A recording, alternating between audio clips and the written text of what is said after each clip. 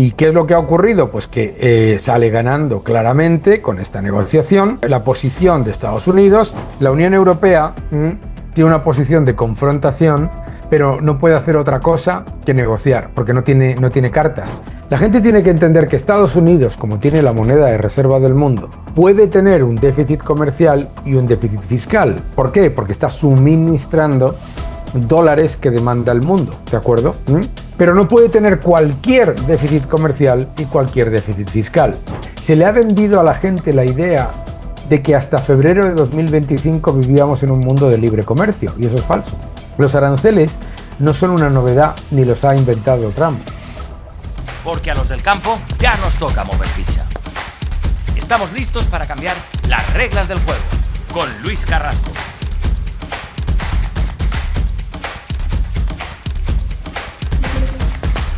Campo y Tablero. Buenos días, buenas tardes y buenas noches. Bienvenidos, bienvenidas todas a este gran programa que tenemos aquí en AgriNews, Campo y Tablero. El programa donde el campo no solo habla de alimentos. Sé que los que nos siguen, muchos son de nuestro sector, del sector ganadero, sector agroalimentario, pero también gente que no es del sector agroalimentario, les recomiendo seguirnos porque se tratan temas que son muy importantes. Aquí se lanzan preguntas que muchas veces incomodan a muchos políticos, a muchos periodistas, pseudoperiodistas, que lanzan, bueno, pues las fake news que decimos, y aquí tenemos un programa independiente con gente independiente. Y estas preguntas que lanzamos y estos programas que lanzamos, yo creo que nos interesan a todos. Hoy nos va a acompañar aquí un día más nuestro querido colaborador, Daniel Lacalle, que ya ha estado varias veces con nosotros, para analizar un poquito de lo que él sabe muy bien, que es la actualidad económica del mes, que en este caso no es poca. El impacto real, vamos a hablar un poquito del impacto real, económico, que tienen los aranceles de Trump con la posible reedición con China en plena guerra comercial.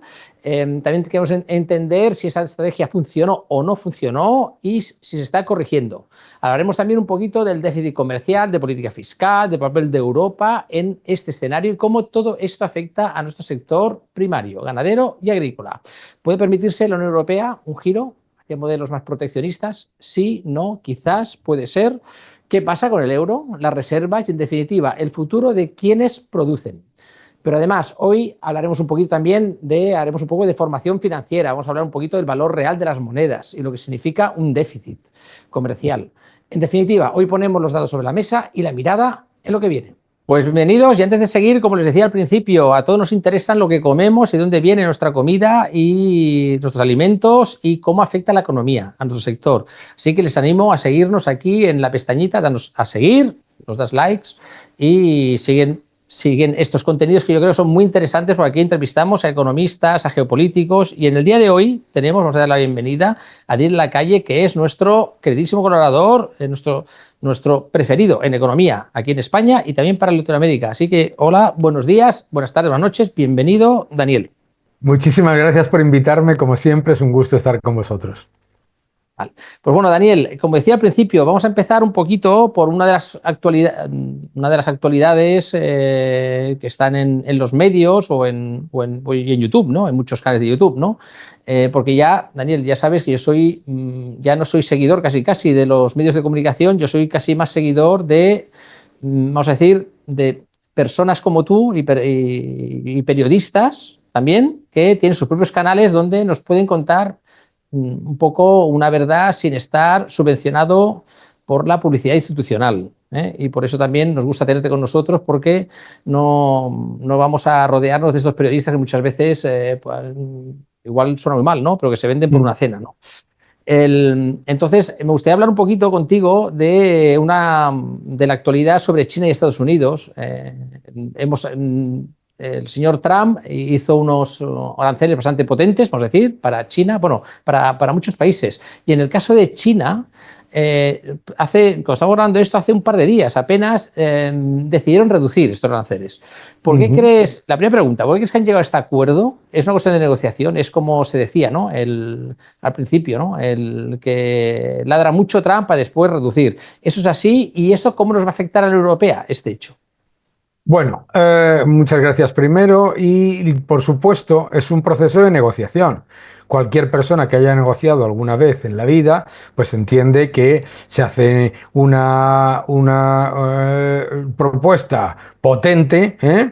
Y después se negocia. ¿Y qué es lo que ha ocurrido? Pues que sale ganando claramente con esta negociación la posición de Estados Unidos, ya que los aranceles que mantiene Estados Unidos siguen siendo muy superiores, alrededor del 30%, pero se fuerza a China a negociar. ¿En qué le afecta a la Unión Europea? En que le toca a la Unión Europea negociar, porque una vez que se ha llegado a un acuerdo con Reino Unido y con China, la Unión Europea se ve bajo una enorme presión para llegar a acuerdos rápidos que sean buenos para la propia Unión Europea, por supuesto, pero también para Estados Unidos, ¿de acuerdo? Entonces yo creo que esto es una grandísima noticia.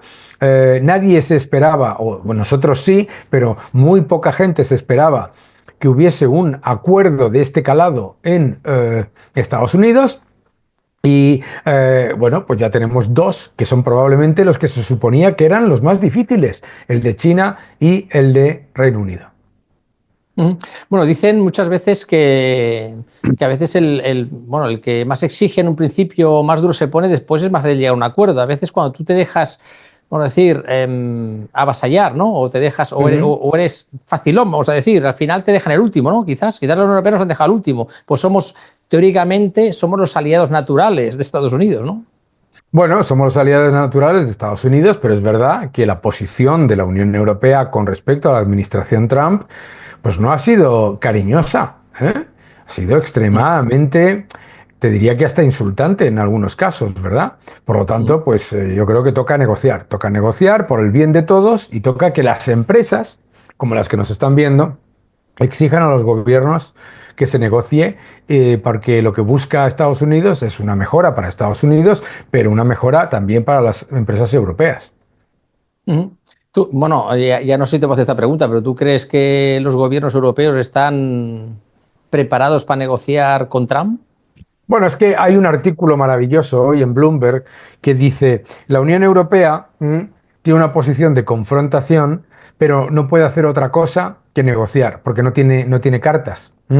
No tiene cartas. Entonces, claro, si la Unión Europea decide no negociar, pues entonces resulta que el Reino Unido y China van a absorber la cuota de mercado en exportaciones a Estados Unidos de la Unión Europea, y eso obviamente llevaría a un desastre total a muchas economías, ¿no? Entonces, yo creo que es que, bueno, pues puedes ponerte digno, pero tienes que darte cuenta de que tienes que negociar. Ujú.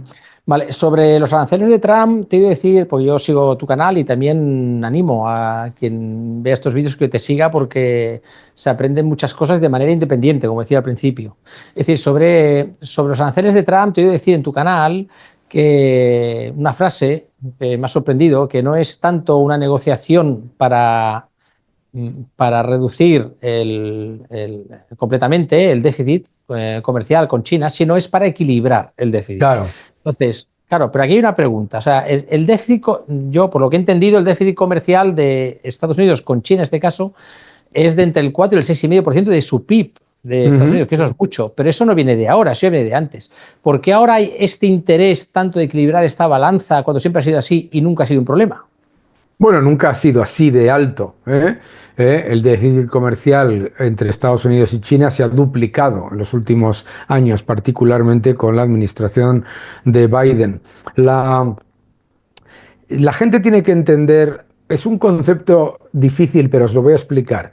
La gente tiene que entender que Estados Unidos, como tiene la moneda de reserva del mundo, puede tener un déficit comercial y un déficit fiscal. ¿Por qué? Porque está suministrando dólares que demanda el mundo, ¿de acuerdo?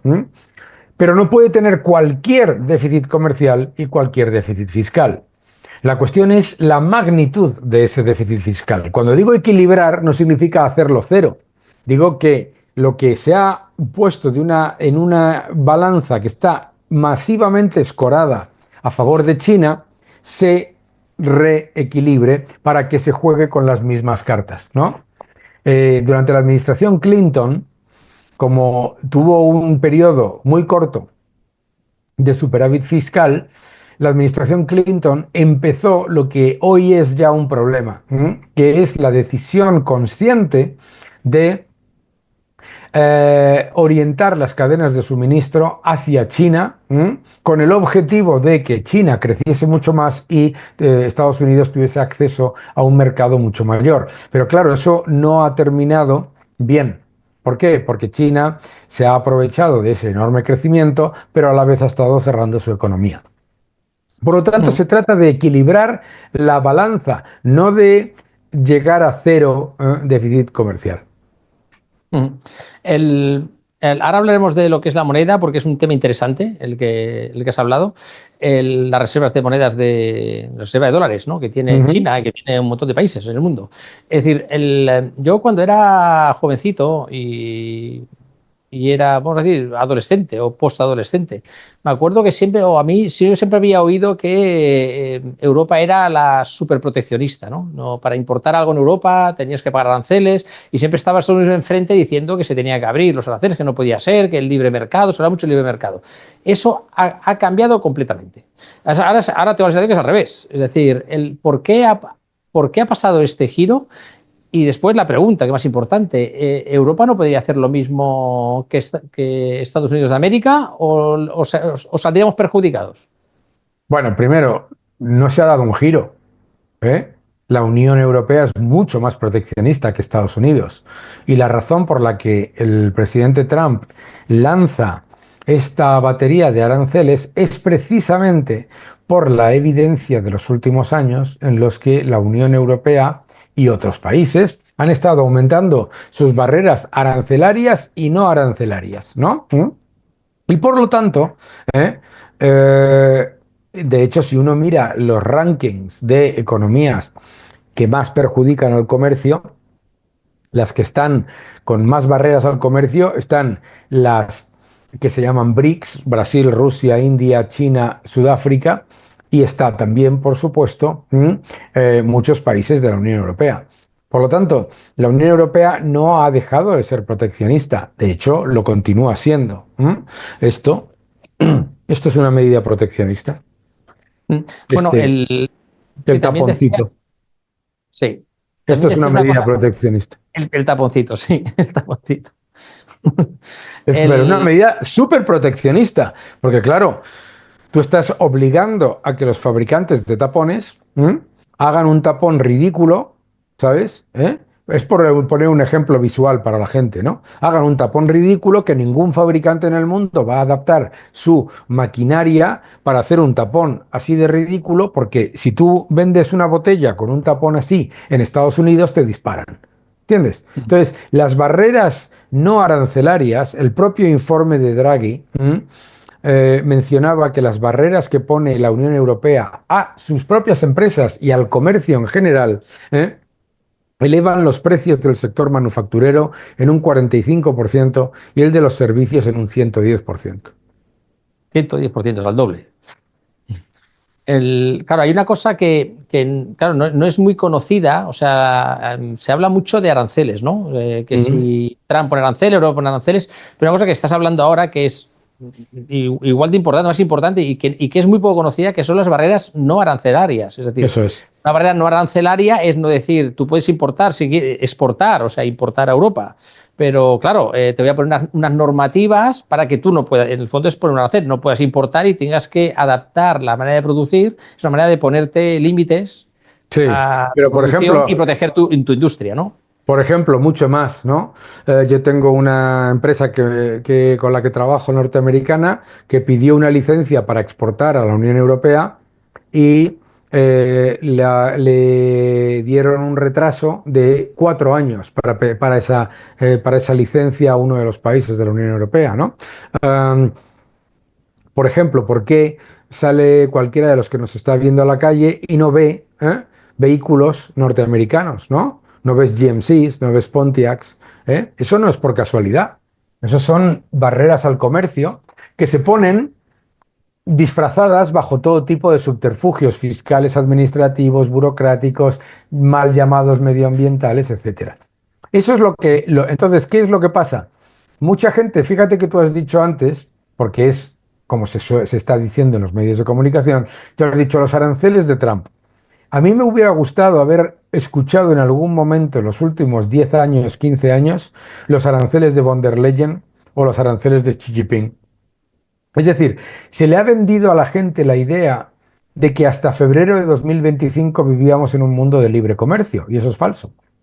Los aranceles no son una novedad ni los ha inventado Trump, son la norma en el comercio global. Cualquiera de las empresas exportadoras que nos está viendo lo sabe. Y las trabas no arancelarias son una norma también, que tienen un grave problema, además, como saben los que nos están viendo.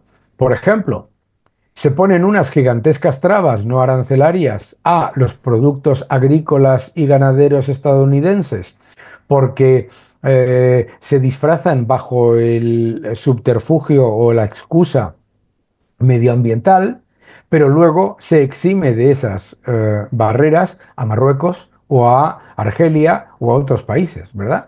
Eso también es una forma de introducir el intervencionismo en el comercio muy típica de la Unión Europea. Ujú. Sí, es curioso que además una cosa que preocupa mucho aquí en Europa, que siempre, y lo oigo hablar también en el sector ganadero, se está más que ganadero, más agrícola, ¿no? En el sector Claro. agrícola. Están muy preocupados por Marruecos, ¿no? Los tomates Claro. vienen de Marruecos, vamos a decir, las frutas y verduras que vienen de Marruecos, ¿no? ¿Por qué hay esta, vamos, relajación aquí en estos aranceles o en estos controles de acceso? Hombre, porque las barreras que pone al comercio la Unión Europea dan mucho poder a los gobernantes. Entonces, los gobernantes, por ejemplo, pues dicen, oye, pues mira, le voy a poner unas enormes barreras a las empresas agrícolas y ganaderas españolas y europeas, cada vez tienen más impuestos, cada vez tienen más exigencias medioambientales y sanitarias, cada vez tienen más exigencias burocráticas y a la vez por otros intereses, que pueden ser geopolíticos, que pueden ser por otros sectores, que pueden ser... Es decir, se utiliza al sector ganadero, al sector primario, al sector agricultor, como pagafantas de otros objetivos diferentes, ¿no? ¿Te acuerdas que antes ocurría con la pesca? Se utilizaban las negociaciones de pesca para digamos, llegar a acuerdos que le interesasen a los gobiernos en otras áreas que no tenían absolutamente nada que ver con el sector primario. Pues ahora está ocurriendo lo mismo, se hace por interés político. Claro, y también interés particular de algunos, ¿eh? Yo creo, eso ya lo digo yo. Hombre, no, o sea, obviamente las empresas de Marruecos o las empresas que se han establecido en Marruecos, obviamente se aprovechan de esa situación, ¿de acuerdo? Como es legítimo, por otro lado, porque claro, si a ti te eximen de una barrera, pues oye, ¿qué vas a hacer? ¿No? Pero lo que tenemos que hacer en España no es decir, lo que tienen que hacer es ponerle las mismas barreras que nos ponen a nosotros a los de Argelia, a los de Marruecos o a los de otros países del norte de África. Lo que tenemos que exigir es que nos quiten las barreras a nosotros, ¿entiendes? Que es que uno de los graves errores de los sectores afectados por este tema comercial es el de decir, no, yo lo que quiero es que se le pongan las mismas barreras a los productos que vienen de Nicaragua, que vienen de Argentina o que vienen de Marruecos. Entonces vas a perder siempre. Lo que tienes que pedir es que te quiten las tuyas. Bueno, y también hay un tema aquí importante que, claro, España no es gran productora de kiwis. Eso Es es. decir, a lo mejor hay cosas que cuando tú pones un arancel a un alimento que no es un gran productor España, pues a lo mejor al final quien paga el pagafanta en este caso, quien paga la factura es el consumidor. O sea, El no es ni consumidor. la empresa ni por eso el consumidor al final que lo paga. Claro, efectivamente. O sea, al final, las barreras arancelarias y no arancelarias, como dice, al final, quien lo acaba pagando siempre es el ciudadano de a pie, el que va a comprarlo. Eso está claro. Vale, cuando yo era jovencito, también, cuando estaba en la universidad, me acuerdo que yo estaba estudiando agrónomos en Barcelona, en la Universidad Agrícolas, Y me acuerdo que claro, que era era cuando estaba en pleno apogeo la CE y la PAC, es decir, la Comunidad Económica Europea se llama, los más convencidos que vean esto igual no saben lo que es CE, ¿no? Pero era la Comunidad Económica Europea, se llamaba, porque la Unión Europea nació como en un inicio, por poquitos países, como un interés económico. Y ahí entramos nosotros a finales del siglo pasado. En esa Comunidad Económica Europea, el principal presupuesto era el presupuesto de la PAC. Se llamaba el presupuesto de la PAC, que era el presupuesto, además era el gran presupuesto, ¿no? El que se iba al campo.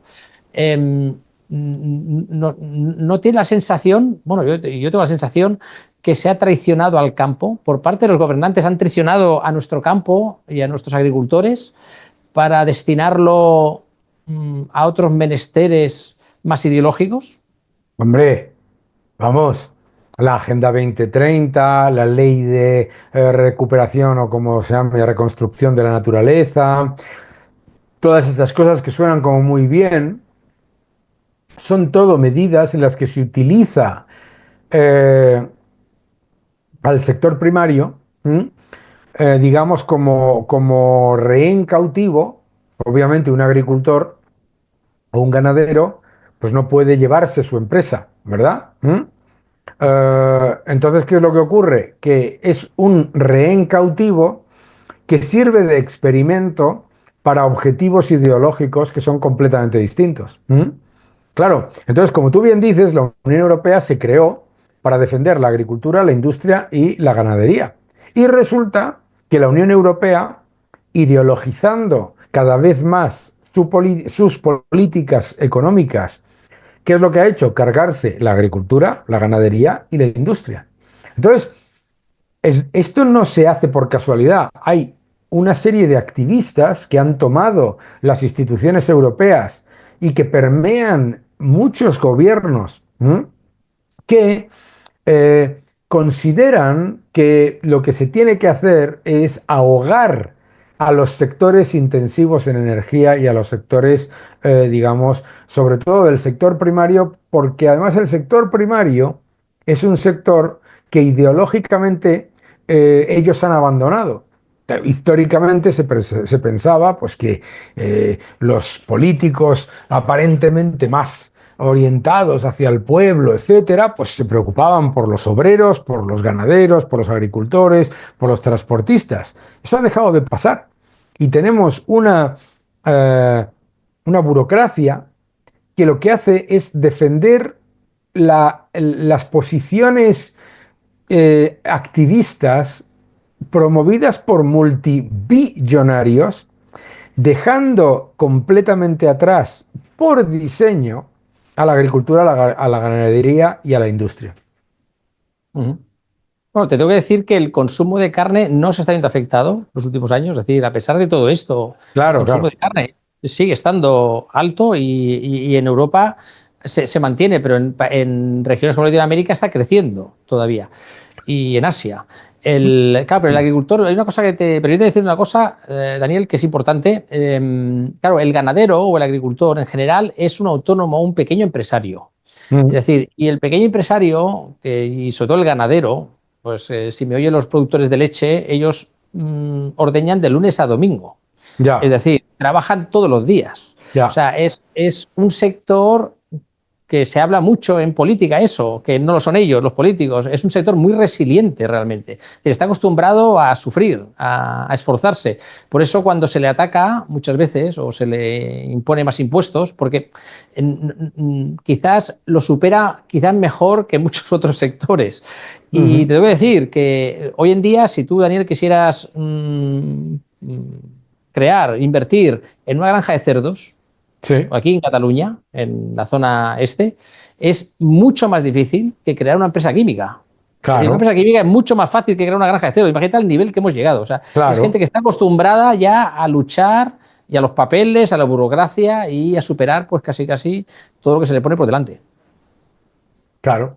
Pero es que la gente, cuando hablamos de esto, tú eres una persona que difunde la verdad, ¿verdad? Pero hay muchísima gente que no entiende por qué está ocurriendo esto. Hay mucha gente que piensa, pero bueno, que es incompetencia. Es que esto no es incompetencia, esto es diseño. Esto es el objetivo de eliminar el poder de sectores que, eh, que son muy independientes. Porque al final un agricultor, un ganadero, pues como dices tú, es un trabajador, es un autónomo. ¿Y por qué le molestan a los gobiernos los autónomos? Pues la palabra la propia la dice, porque son autónomos. Claro que molesta, ¿eh? Molesta porque tienes que mantener a los transportistas, a los ganaderos, a los agricultores como clientes rehenes dependientes para que no te hagan protestas que además cuando la agricultura y la ganadería protesta, los gobiernos de toda Europa se han dado cuenta de algo que les preocupa mucho. Es que cuando los agricultores y los ganaderos protestan, los ciudadanos no se ponen de parte del gobierno, se ponen de parte de los agricultores y de los ganaderos porque saben que son trabajadores que están todo el día deslomándose para que tengamos productos mejores. Y es una política de debilitar sectores incómodos, absolutamente. Pero no solo eso, Daniel. Además, te voy a añadir un tema, si me permites. Es decir, el sector ganadero, los ganaderos, los sectores autónomos que trabajan produciendo leche, produciendo carne de cerdo, carne de pollo y tomates y verduras, están tocando que es una necesidad básica, que es el comer. O sea, el comer se ha convertido en los ciudadanos un commodity. Tú bajas al supermercado y tienes de todo para comprar. Y si quieres pagar un producto ecológico, pagas un precio. Si quieres un producto de otro tipo, pues pagas otro precio. Si vas a un tipo de supermercado, pagas un precio. Si vas a otro, pagas otro, ¿no? Y cuando se ha puesto de moda las series, estas series que se ven en los streamings, ¿no? En los canales de televisión estos, que hay no quiero decir nombres, pero hay de estas series que son apocalípticas, ¿no? Que se acaba el mundo y dice, lo primero que hace la gente, y es natural, es ir a buscar comida. Es decir, lo que se asegura es la comida, el agua y la comida, es lo básico. Es decir, yo no consigo entender por qué los gobiernos no defienden en nuestro continente que la comida se siga produciendo aquí. Es algo que no entiendo. Claro, porque, a ver cómo te lo explico yo. ¿Cómo mantienes a una sociedad asustada y dependiente? ¿Mm? Pues si va al supermercado, por qué la gente cuando hay un apagón o cuando viene la pandemia se lanza al supermercado a comprar papel higiénico? Porque la gente no es tonta. Entonces, es muy importante que los que nos están viendo se den cuenta de que esto es una política, que esto no es una casualidad, que destruir nuestras fuentes de seguridad alimentaria em- empobrece y debilita a la sociedad civil y fortalece y eh, da más poder a los gobernantes. Por ejemplo, imagínate que mañana, no va a pasar, pero imagínate que mañana, pues el sector agrícola español desaparece, ¿de acuerdo? Bueno, pues ¿qué pasará? Que habrá todo un grupo de políticos que se presentarán como la solución, llegando a acuerdos con países extranjeros para que haya alimentos en nuestros supermercados. Y además dirán que ellos son la solución y además de decir que son la solución, si pueden introducir racionamiento, mejor. Mm. Es una forma de control de la sociedad. Claro, Vale. Nosotros, bueno, te tengo que decir, también tenemos la suerte de que, yo creo, en parte suerte, primero que no creo que se acabe la producción eso ganadera por y supuesto. agrícola en Europa, esperemos que no, pero aún así, aunque haya falta, vamos a tener un gran suministrador, que es Brasil y Latinoamérica, y Brasil y Latinoamérica son nuestros hermanos. Es decir, siempre después de la guerra civil, quien acogió a los españoles eran los argentinos. Mm, Y eso es así, es decir, siempre de alguna manera, aunque sea sentimentalmente, España está muy unida a Latinoamérica y va a ser el gran proveedor de alimentos del mundo en el futuro. claro. El gran proveedor. Pero la cuestión es que no tiene que ser el gran proveedor de alimentos del mundo, ni Brasil, ni Argentina. Es que lo que tiene que ser es que todo el mundo tenga condiciones facilitadoras para que si te da la gana, produzcas en tu país, ¿entiendes? Tú lo acabas de decir, decías, es que hay un montón de ganaderos que se encuentran en situaciones en las que básicamente se van a tener que cerrar. Pues no, es que lo que tienes que hacer es decir, maravilloso, vamos a recibir productos de Brasil, de Nicaragua, de República Dominicana, de Argentina, de donde sea, y a la vez vamos a seguir produciendo unos bienes y unos productos maravillosos en España que se venderán además en Alemania, en Francia, en Estados Unidos, en Japón. Ujú. Sí, bueno, y aparte, a nivel político, cuando hay manifestaciones, como decías antes, hace un ratito, cuando hay manifestaciones de transportistas, manifestaciones de lo que sea, casi de los que trabajan en una empresa de automoción, ¿no? Es decir, no tienen quizás, y me sabe mal decirlo, igual suena mal, pero igual no tienen la simpatía de la población como del ganadero. O sea, el ganadero siempre ha tenido una Siempre. imagen muy agradable por parte del ciudadano, ¿no? Es Porque la decir, ahí. gente, porque la gente sabe que el ganadero es una persona que trabaja de sol a sol. Cuando llueve, trabaja. Cuando nieva, trabaja. Cuando hace sol, trabaja. Cuando le suben los impuestos, trabaja. Y trabaja para nuestro bienestar. Y trabaja para nuestro bienestar. Y cuando nos tomamos una comida deliciosa, sabemos que ahí detrás hay un trabajo absolutamente, vamos, admirable. Ujú, Por eso cuando los ganaderos dicen, oiga, es que los precios que se están registrando ahora no son suficientes, etcétera, la gente lo entiende. ujú, ¿Mm? Claro, ujú. absolutamente. Y por eso no le gustan a los políticos, porque los ganaderos, como no viven de ayuditas, de paguitas, de favores políticos, etcétera, etcétera, los ganaderos son un sector incómodo. Ujú. Sí, eso te tengo que decir. Los ganaderos no reciben ayudas. Reciben Claro. muy pocas ayudas. Viven de lo que Nada, producen. nada. Dicen, los gobiernos dicen, no, no, por favor, pero si hay unas ayudas de miles y miles de millones, nada. Eso luego en efectivo se queda en absolutamente nada. Ujú. Bueno, ahora voy, para no alargar más, pero llevamos un ratito, ¿eh? Al final, iba a ser Sí, corto esta vez, pero nos hemos siempre, cuando claro, me un rato contigo, nos lanzamos un poco ya ahí. terminamos. Vamos a hacer una última.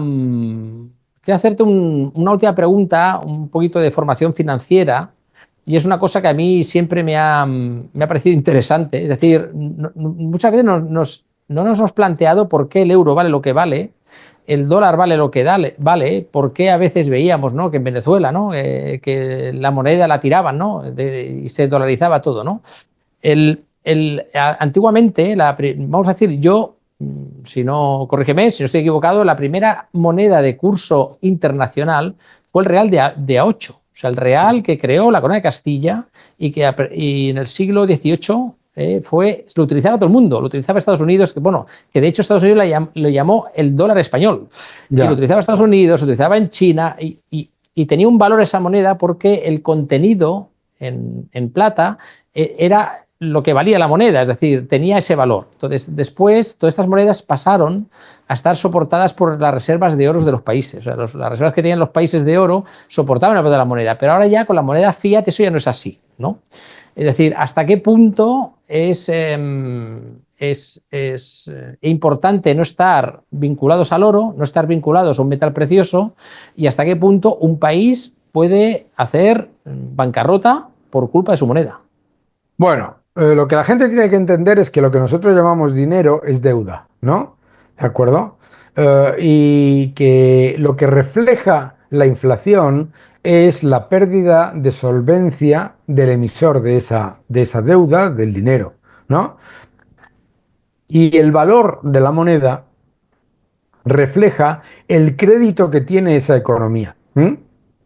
No refleja los bienes y servicios que produce esa economía, refleja el crédito que tiene. Y el crédito que tiene no significa que vaya a ser eterno.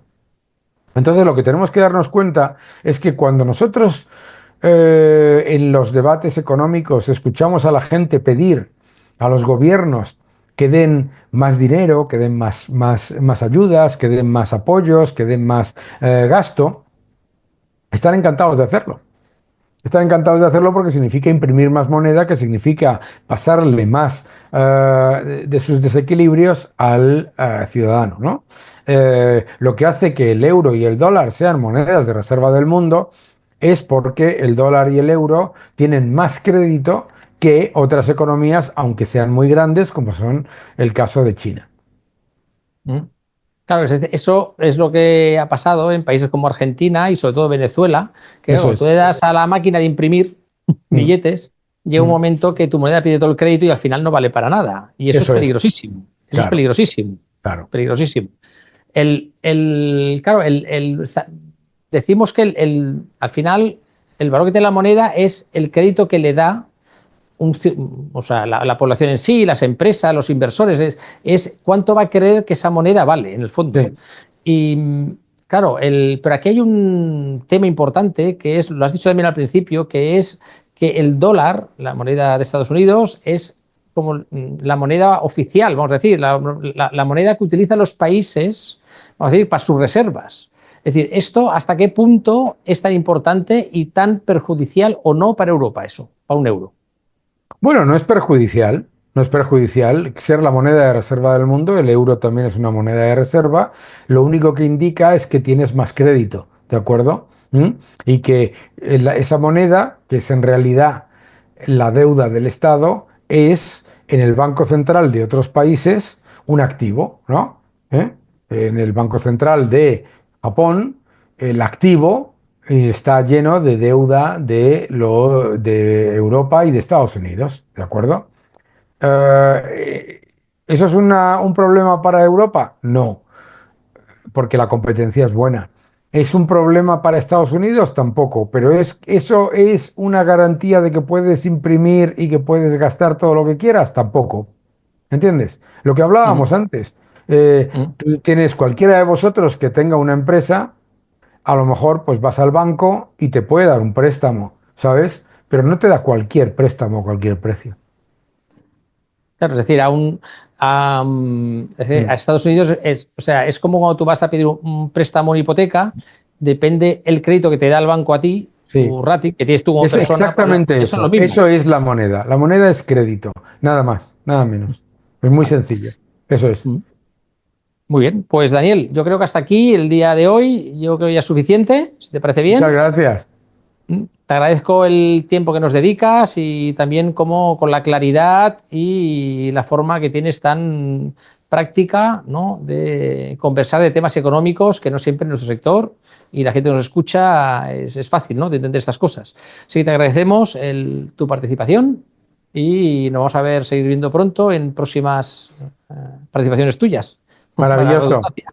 Mil gracias como siempre. Gracias por la amabilidad y por las preguntas tan interesantes. Muchas gracias. Muy bien. Pues vale, Daniel, hasta la próxima. Hasta la próxima. Bueno, pues como han visto, hemos tenido a Daniel Lacalle hoy y hemos hablado de China, de los aranceles, de un poquito de la moneda, hemos hecho un poco de formación también.